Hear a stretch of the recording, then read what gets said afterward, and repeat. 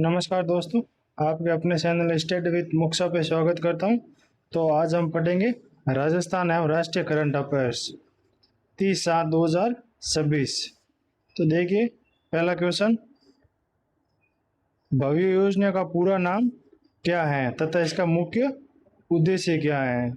भव्य योजना का पूरा नाम एवं मुख्य उद्देश्य क्या है। तो देखिए, भव्य का पूरा नाम है औद्योगिकी विकास योजना, Bharat industrial development scheme.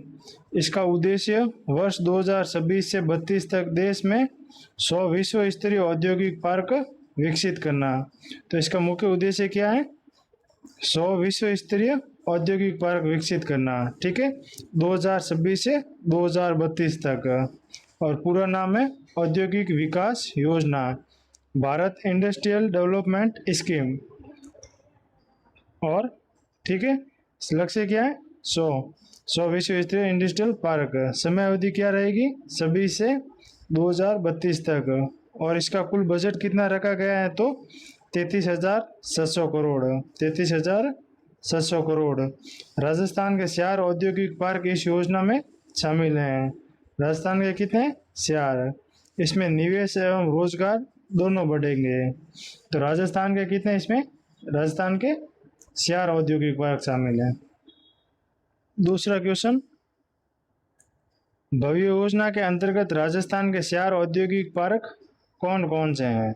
Rajasthan के जो 4 पार्क शामिल हैं वो कौन से हैं? तो देखिए, KBNRI इंडस्ट्रियल पार्क जो कोटपुतली बोरोड जिला और दौसा में स्थित है। दूसरा है बांदीकुई इंडस्ट्रियल पार्क जो कि दौसा जिले में स्थित है।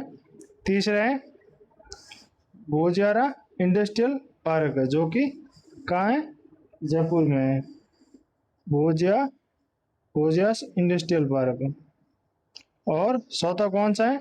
उदयपुर कला इंडस्ट्रियल पार्क, किशनगढ़ अजमेर में। तो देखिए, एक है उदयपुर कला पार्क किशनगढ़ अजमेर में, एक भोजियावास पार्क जो कि जयपुर में, बांदीकुई पार्क दौसा में और KBNRI पार्क कोटपुतली बोरोड में। चारों पार्क अलग अलग क्षेत्रों में विकसित होंगे। लगभग 200 एकड़ भूमि पर विकास। कितनी? 200 एकड़ भूमि पर, लगभग 200 एकड़ भूमि पर 8,000 से 10,000 करोड़ तक निवेश की संभावना। लगभग 45,000 प्लस रोजगार सृजित होंगे। योजना की समीक्षा मुख्य सचिव वी श्रीनिवास की अध्यक्षता में की जाएगी। किसके? वी श्रीनिवास। तीसरा क्वेश्चन, राष्ट्रीय फॉरेंसिक साइंस यूनिवर्सिटी जयपुर में स्थापित centre for excellence in cyber security की विशेषता क्या है? तो ये गांधीनगर के बाद देश का दूसरा एडवांस साइबर सिक्योरिटी सेंटर है। ठीक है, इसकी स्थापना NFSU जयपुर परिसर में की गई। साइबर अपराधों की आधुनिक जांच में सहायता, डिजिटेक फॉरेंसिक अनुसंधान को बढ़ावा मिलेगा, विद्यार्थियों को उच्च स्तरीय प्रशिक्षण मिलेगा और राजस्थान की साइबर सुरक्षा क्षमता मजबूत होगी।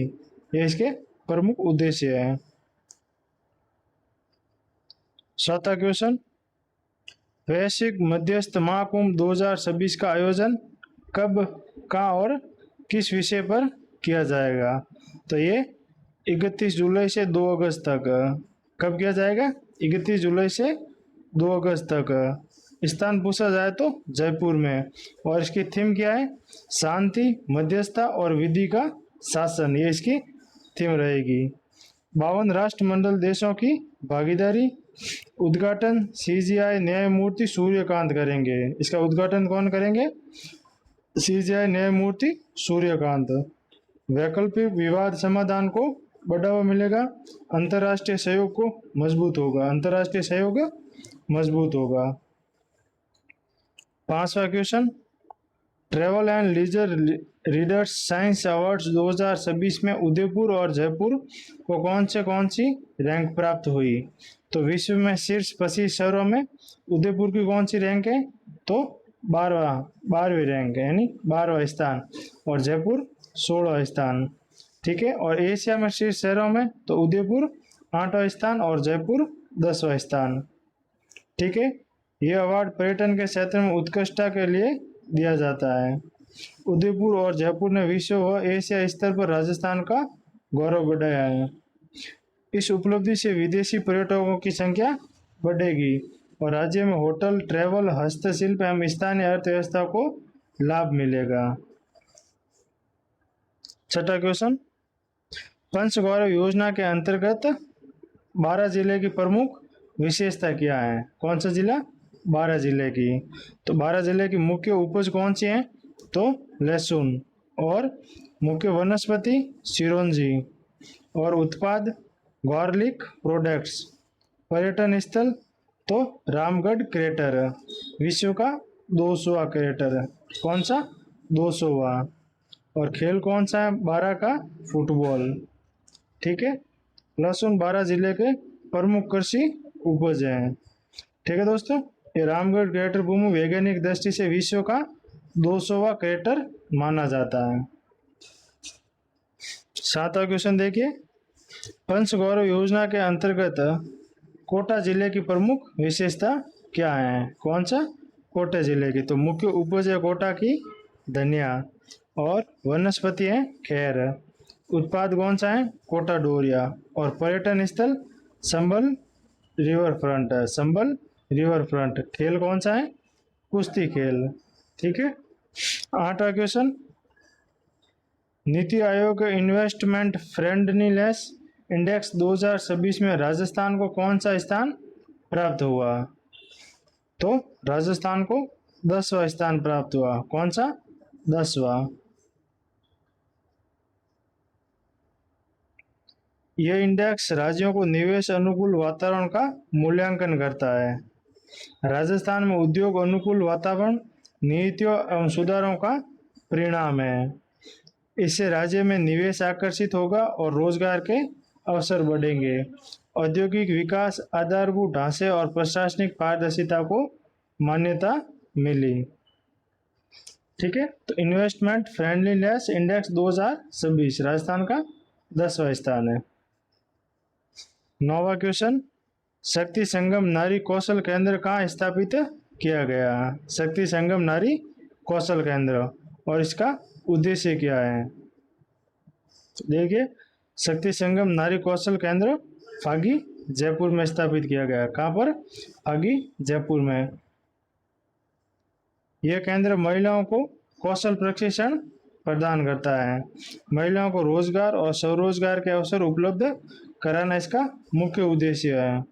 प्रशिक्षण में सिलाई, beauty and wellness, computer, food processing, हस्तशिल्प, पैकेजिंग आदि को शामिल किया गया है। महिलाओं को आर्थिक आत्मनिर्भरता को बढ़ावा मिलेगा। यह केंद्र ग्रामीण एवं शहरी महिलाओं के लिए समान रूप से लाभकारी है। ठीक है, ग्रामीण और शहरी महिलाओं के लिए समान रूप से लाभकारी है। और इसकी स्थापना कहाँ की गई है? फागी जयपुर में। फागी जयपुर में। 10वां क्वेश्चन, पीएम जनधन योजना में राजस्थान का देश में कौन सा स्थान रहा? कौन सी योजना? पीएम जनधन योजना में। पीएम जनधन योजना में तो राजस्थान का देश में 4था स्थान रहा। ठीक है, कौन सा? 4था स्थान रहा पीएम जनधन योजना में। पीएम जनधन योजना का उद्देश्य हर व्यक्ति को बैंकिंग सेवाओं से जोड़ना। इसका मुख्य उद्देश्य क्या है? हर व्यक्ति को बैंकिंग सेवाओं से जोड़ना। राजस्थान ने वित्तीय समावेश में उत्कृष्ट प्रदर्शन किया। 4थे स्थान पर रहने से राज्य की वित्तीय पहुंच और बैंकिंग सेवाओं का विस्तार सिद्ध होता है। इस योजना के तहत जनधन खाते, बीमा, पेंशन, ओवरड्राफ्ट, रुपे कार्ड आदि की सुविधाएं मिली। ग्रामीण क्षेत्रों में अधिक खाते खोलकर राजस्थान ने यह उपलब्धि हासिल की। ठीक है, जनधन योजना के प्रमुख लाभ तो शून्य बैलेंस पर बैंक खाता, यानी शून्य बैलेंस पर बैंक खाता खोला जाता है। दूसरा, दुर्घटना बीमा 2 लाख का, 2 लाख का दुर्घटना होने पर 2 लाख का बीमा होता है। और जीवन बीमा 30,000 रुपये का, जीवन बीमा 30,000, दुर्घटना बीमा 2 लाख का, रुपये डेबिट कार्ड है। और ओवरड्राफ्ट सुविधा और सीधा लाभ अंतरण यानी डीबीटी, सीधा बैंक खाते में लाभ मिलेगा। कोई भी योजना है उसका सीधा लाभ बैंक खाते से मिलेगा। ठीक है, तो राजस्थान का कौन सा स्थान है? चौथा स्थान है। ठीक है, ये 10 क्वेश्चन थे राजस्थान के। अब राष्ट्रीय करंट अफेयर्स, 10 क्वेश्चन राष्ट्रीय करंट अफेयर्स के देखेंगे हम। देखिए पहला क्वेश्चन, ब्रिक्स स्वास्थ्य मंत्री की बैठक 2026 की अध्यक्षता किस देश ने की तथा इसकी मुख्य थीम क्या थी? तो ब्रिक्स स्वास्थ्य मंत्री बैठक 2026 की अध्यक्षता किसने की और इसकी मुख्य थीम क्या थी? तो देखिए, तो अध्यक्षता या मेजबानी देश है भारत और इसकी मुख्य थीम है building for resilience, innovation and corporation for sustainability, ये इसकी मुख्य थीम है।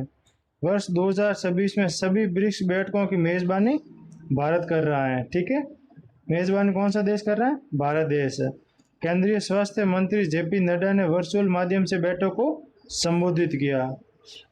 स्वास्थ्य मंत्री कौन है? केंद्रीय स्वास्थ्य मंत्री कौन है? तो जेपी नड्डा। बैठक का उद्देश्य सदस्य देशों के बीच स्वास्थ्य सहयोग को मजबूत बनाना है। डिजिटल स्वास्थ्य, नवाचार और सतत विकास पर विशेष बल दिया गया। स्वास्थ्य सुरक्षा तथा आपसी सहयोग बढ़ाने के लिए कई नई पहल शुरू की गई। ठीक है, तो ब्रिक्स स्वास्थ्य मंत्री बैठक 2026 अध्यक्षता किसने की? भारत देश ने। ब्रिक्स स्वास्थ्य मंत्री बैठक 2026 में कौन कौन से प्रमुख दस्तावेज एवं पहल जारी किए गए? तो ब्रिक्स डिजिटल हेल्थ आर्किटेक्चर संकलन, ब्रिक्स स्वास्थ्य जीवन शैली मिशन रोड मैप 2026 से 29, ब्रिक्स गुड प्रैक्टिस श्वेत पत्र और मानसिक स्वास्थ्य उत्कृष्टता केंद्रों का नेटवर्क है। ठीक है, डिजिटल स्वास्थ्य सेवाओं को सदृढ़ बनाने के लिए नई पहल की गई। वर्ष 2026 से 29 के लिए स्वास्थ्य जीवन शैली रोड मैप जारी किया गया। सदस्य देशों को श्रेष्ठ स्वास्थ्य पद्धतियों को साझा करने हेतु श्वेत पत्र प्रकाशित किया गया। मानसिक स्वास्थ्य सेवाओं को विस्तार के लिए उत्कृष्ट केंद्रों का नेटवर्क बनाया गया और स्वास्थ्य क्षेत्र में सहयोग बढ़ाने हेतु नए कार्य समूह गठित किए गए। तीसरा क्वेश्चन, ग्रेविटी 1Y4 रॉकेट किस देश की निजी कंपनी द्वारा प्रक्षेपित किया गया और इसकी प्रमुख विशेषता क्या थी? ग्रेविटी 1Y4 तो किस देश द्वारा? चीन द्वारा। कंपनी ओरियन स्पेस और प्रमुख विशेषता एआई आधारित इमेजिंग क्षमता वाले 9 उपग्रहों का प्रक्षेपण पूर्वी चीन सागर से समुद्र आधारित प्लेटफॉर्म से किया गया। कुल 9 उपग्रह प्रक्षेपित किए गए। डोम को उपग्रह में एआई आधारित डाटा प्रोसेसिंग सुविधा थी और यह लंबी दूरी की पहली समुद्र उड़ान थी और अंतरिक्ष तकनीक में चीन की यह नई उपलब्धि है। तो इसकी प्रमुख विशेषता क्या है? 9 उपग्रह प्रक्षेपित, एआई आधारित इमेजिंग और समुद्र आधारित प्रक्षेपण और पहली समुद्र उड़ान। चौथा क्वेश्चन, विश्व डूबने से बचाव दिवस 2026 कब मनाया गया तथा इसकी थीम क्या थी? तो देखिए, ये कब मनाया गया? 25 जुलाई 2026 को। कब मनाया गया? 25 जुलाई 2026 को। और इसकी थीम थी unite to turn the tide on driving. वर्ष 2026 में इसका 6वां संस्करण, कौन सा? 6वां मनाया गया। संयुक्त राष्ट्र महासभा ने 28 अप्रैल 2021 को इसे घोषित किया था। तो घोषित कब किया? 28 अप्रैल 2021 को संयुक्त राष्ट्र महासभा द्वारा। WHO ने 2023 में वैश्विक डूबने की रोकथाम हेतु कार्य योजना जारी की। जल सुरक्षा एवं जल जागरूकता बढ़ाना इसका मुख्य उद्देश्य है। दुर्घटना में कमी लाने के लिए वैश्विक सहयोग पर बल दिया गया। 5वां question, BRICS of India festival 2026 का आयोजन कब और कहाँ किया गया तथा इसकी मुख्य उद्देश्य क्या है? तो यह इसका आयोजन 24 जुलाई से 7 अगस्त तक किया जा रहा है और स्थान नई Delhi central college industrial emporium. और उद्देश्य क्या है? 116 विरासत बुनाइयों का प्रदर्शन करना। इस महोत्सव में भारत की 116 पारंपरिक बुनाइयों का प्रदर्शित किया गया। बनारसी, जामदानी, कांजीवरम, संबलपुरी, पटोला आदि वस्त्र प्रदर्शित किए गए। 7 अगस्त को राष्ट्रीय हथकरघा दिवस के अवसर पर समापन कार्यक्रम आयोजित किया। यह महोत्सव भारतीय हस्तशिल्प, बुनकरों और पारंपरिक कला को बढ़ावा देने के लिए महत्वपूर्ण मंच है। देश भर में बुनकरों, डिजाइनरों और खरीदारों का एक साथ जोड़ने का प्रयास किया गया। छठा क्वेश्चन, गंगा पर इलेक्ट्रॉनिक नाव परियोजना का शुभारंभ कब, कहाँ तथा किन एजेंसियों द्वारा किया गया? तो इसका शुभारंभ 23 जुलाई 2026 को। कहाँ पर? नमो घाट, वाराणसी में। एजेंसियां वीडीए वाराणसी विकास प्राधिकरण एवं GAL गेल इंडिया प्राइवेट लिमिटेड। प्रथम चरण 20 यात्री नावों का विद्युतीकरण। नावों में 15 किलोवाट मोटर और 20 किलोवाट लिथियम बैटरी लगाई गई। सभी नावें GPS प्रणाली से लैस होगी। ये परियोजना गंगा की स्वच्छता, प्रदूषण नियंत्रण तथा हरित परिवहन को बढ़ावा देगी और पर्यटनों और श्रद्धालुओं को स्वस्थ, शांत और पर्यावरण अनुकूल सेवा प्रदान होगी। परियोजना के अगले चरण में और अधिक नावों का विद्युतीकरण किया जाएगा। 7वां क्वेश्चन, दिशा 2.0 योजना का पूरा नाम क्या है तथा इसके 4 प्रमुख घटक कौन कौन से हैं? तो इसका पूरा नाम है designing innovation solution for holistic access to justice 2.0। यह योजना केंद्र क्षेत्र की योजना है और इसकी अवधि क्या रहेगी? 2026 से 2031 तक, यानी 5 वर्ष। कुल बजट 255 करोड़ और 4 प्रमुख घटक टेलीलॉ, न्याय बंधु, विधिक साक्षरता एवं जागरूकता, विधि संजीवनी यानी AI आधारित है। यह योजना आम नागरिकों को सुलभ, त्वरित और तकनीक सक्षम न्याय उपलब्ध कराने के लिए बनाई गई है। AI चैट बॉक्स व सेवाओं के माध्यम से विधिक सहायता को मजबूत किया जाएगा। विधिक साक्षरता कार्यक्रम के द्वारा जागरूकता बढ़ाई जाएगी। टेलीलॉ को दूर दराज के क्षेत्रों में कानूनी सेवाएं उपलब्ध होगी। 8वां क्वेश्चन, स्टारशिप की 13वीं उड़ान की प्रमुख उपलब्धि क्या रही तथा यह किस मिशन से संबंधित है? तो ये कौन सी कंपनी द्वारा बनाया गया? SpaceX, दुनिया की सबसे शक्तिशाली रॉकेट है। उपलब्धि 20 स्टारलिंक उपग्रह कक्षा में स्थापित किए गए। मिशन नासा के आर्टेमिस चंद्र मिशन से संबंधित लैंडिंग बूस्टर मैक्सिको की खाड़ी में उतरा और स्टारशिप को स्लैप डाउन हिंद महासागर में हुआ। स्टारशिप मानव रहित चंद्र और मंगल मिशनों के लिए विकसित किया जा रहा है। यह पूर्ण प्रयोजन रॉकेट होने के कारण लागत कम और दक्षता अधिक होती है। अंतरिक्ष अन्वेषण में नई तकनीकों और क्षमताओं को प्रदर्शन करता है। 9वां क्वेश्चन, नीट पेपर लीक प्रकरण के बाद गठित परीक्षा सुधार उच्च स्तरीय टास्क फोर्स के अध्यक्ष कौन बनाए गए? तो नंदन नीलकणी। नीट पेपर लीक प्रकरण के बाद परीक्षा प्रणाली में सुधार के लिए उच्च स्तरीय टास्क फोर्स गठित की गई। अध्यक्ष कौन है? नंदन नीलकणी। यह सह संस्थापक बनाए गए। यह समिति कुल 6 सदस्यीय है। समिति का मुख्य उद्देश्य परीक्षा प्रणाली में पारदर्शिता, विश्वसनीयता और सुरक्षा और निष्पक्षता लाना है। यह समिति NTA राष्ट्रीय परीक्षा एजेंसी में सुधार के लिए सुझाव देगी। समिति के पूर्व इसरो प्रमुख तपन डेका, V कामकोटी और अनीता करवाल और अमृतलाल मीणा जैसे अनुभवी सदस्य शामिल हैं। समिति सुरक्षित, निष्पक्ष और आधुनिक परीक्षा प्रणाली को विकसित करेगी। 10वां question, Sri city drive port प्रस्ताव कहाँ है तथा यह किस मंत्रालय से संबंधित है? तो प्रस्तावित स्थान श्री सिटी तिरुपति आंध्र प्रदेश और सीताला नागौड़ा तेलंगाना। संबंधित मंत्रालय पतन, पोत, परिवहन और जलमार्ग मंत्रालय। ड्राइव पोर्ट एक आंतरिक स्थल इनलैंड है जहां आयात निर्यात से संबंधित माल का प्रबंधन एवं कस्टम कार्य किया जाता है। अब तक ये भारत में कुल 8 ड्राइव पोर्ट स्वीकृत किए जा चुके हैं। श्री सिटी और सीताला में प्रस्तावित ड्राइव पोर्ट लॉजिस्टिक लागत कम करेंगे और व्यापार को गति देंगे। बंदरगाहों पर भीड़ दबाव कम होगा और कनेक्टिविटी बेहतर होगी। स्थानीय उद्योगों, रोजगार सृजन और क्षेत्रीय विकास को बढ़ावा मिलेगा। निर्यात आयात प्रक्रिया सरल, तेज और अधिक पारदर्शी होगी। ठीक है दोस्तों, अगर आपको इस क्लास का पीडीएफ चाहिए तो हमारा टेलीग्राम पर एक चैनल है स्टडी विद मुक्शा नाम से, वो आप ज्वाइन कर सकते हो। वहाँ पर इस क्लास का आपको पीडीएफ मिल जाएगा। ठीक है दोस्तों, क्लास ऐसी लगी हो तो वीडियो को लाइक जरूर करना और दोस्तों के साथ शेयर जरूर करना। मिलते हैं अगली क्लास में, तब तक के लिए धन्यवाद।